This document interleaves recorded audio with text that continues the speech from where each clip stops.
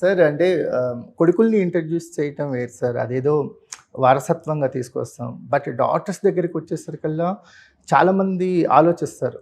అంటే ఈ field uncertainty ఉంటుంది. అంటే లాట్ ఆఫ్ కాంపిటీషన్ ఉంటుంది. మనకి అప్రిషియేషన్స్‌తో పాటు ఎంతో కొంత క్రిటిసిజమ్స్ కూడా ఫేస్ చేయాల్సి ఉంటుంది. ఇవన్నీ మీరు ఆలోచించారా? మీరు ఐశ్వర్య గారిని లాంచ్ చేస్తున్నప్పుడు? అదే సార్, బయట అలాగే అనుకుంటారు జనం. ఇప్పుడు నేను అలాగే అనుకుంటే వాళ్ళకి నాకు డిఫరెన్స్ ఉండదు. Great sir.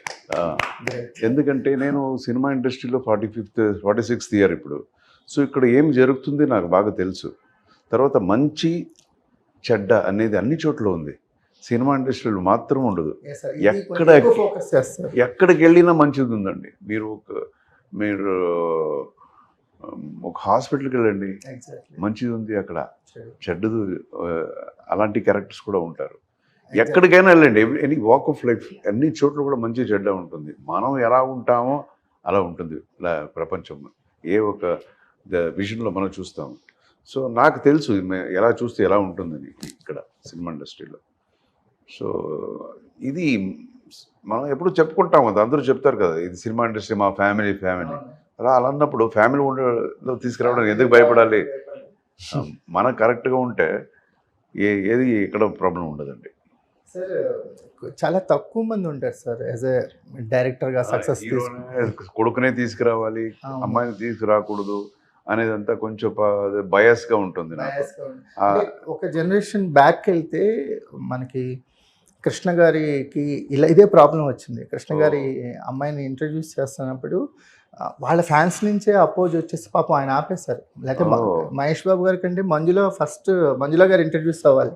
Okay okay. So కానీ ఇప్పుడు మీ అంటే ఆలోచన మారుతుంది, అన్నీ మారుతున్నాయి.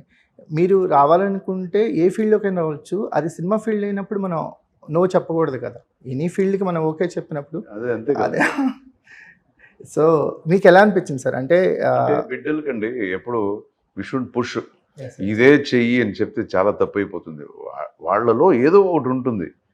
కొంతమందికి డాక్టర్ అవ్వాలని ఉంటుంది, కొంతమందికి వేరే ఏదో చేయాలని ఉంటుంది. మనం లేదు నేను ఇంజనీర్, నువ్వు ఇంజనీరే అవ్వాలి, నేను టీచర్, నువ్వు టీచరే అవ్వాలి అంటే వాడేదో ఒక మంచి స్పోర్ట్స్లో ఫుట్బాలర్ లేకపోతే క్రికెట్ హీరో అవ్వాలని అనుకుంటాడు.